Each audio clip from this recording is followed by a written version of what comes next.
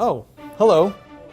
Welcome to the Inside Elections Enclave of Roll Call's World Headquarters.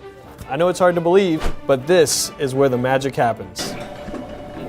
The dirty secret about political handicapping is that there isn't a magic formula to the ratings. At times, it can be more of an art than a science. Don't get me wrong, there's a quantitative side where we digest polling and analyze past election results, but there's a human side to the reporting as well. One of my favorite parts of my job is getting to meet with candidates. It's an opportunity to learn more about them, from them. It's better than just reading about them online. It's cool to meet with candidates before they get elected and before they even get to the national stage. But I realize that meeting with reporters can be intimidating for candidates, particularly when my former boss and friend Stu Rothenberg had a reputation for a loud bark. He's not really that way in real life. So I thought it might be helpful to demystify the candidate interview process for those of you considering a run for office or who are just interested in what happens behind closed doors.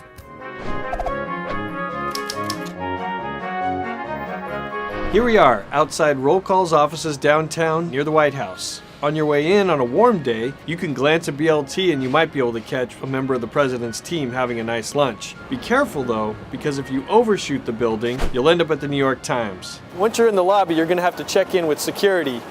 Then I'm gonna have to come down. It might take me a few minutes to get here because I'm usually on a very important phone call or I'm working on a breaking news story.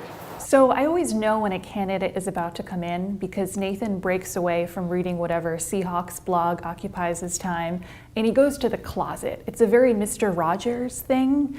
Usually he dresses like an 8th grader, but he has to go to the closet and get his jacket and put it on so that he looks more professional.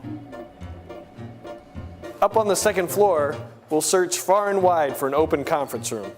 Now, make sure you don't bring a large entourage because we won't have enough chairs, and we'll assume you can't take care of yourself.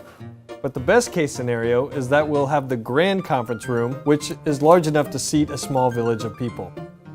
Now, by this time, you should have read 6 Things Losing Candidates Say, because if you don't, you risk saying one of those things, and we will burst out into laughter during the interview. These candidate interviews won't just be with me. Also in on the meetings will be my Inside Elections colleague, Leah Askarinam, and Simone Pathé, Hey. or Bridget Bowman from Roll Call, Hello. depending on which state you're from.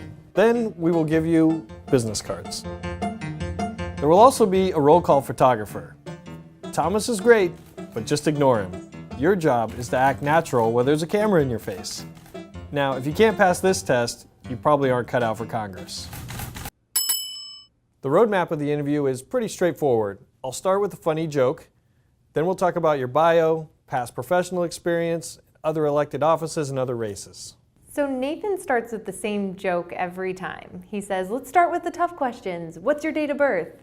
And then he looks around to see if everyone's laughing and everyone just smiles. All right, now we start with the difficult questions. What's your date of birth? It's not only a great joke, but it's an important first question. 3 candidates in 17 years have refused to answer, and 2 of them lost. Now, one of them won, but I don't want to mention him by name. From there, we'll talk about the current campaign, including your top issues, your consulting team, fundraising, and your path to victory. You know what? In order to make this easier for you, why don't we just go ahead and list all the questions for you? The truth is that if you think those questions are scary, you're probably not going to survive a competitive campaign. Now, at the end of the interview, I usually end with another hilarious joke, and then we'll be on our way. As we walk to the elevators, I'll probably try to find a random connection to your district. Maybe my college roommate's cousin used to live there. Then you'll be on your own to go downstairs. Just pay attention to who you're riding down with, because it might be one of our colleagues.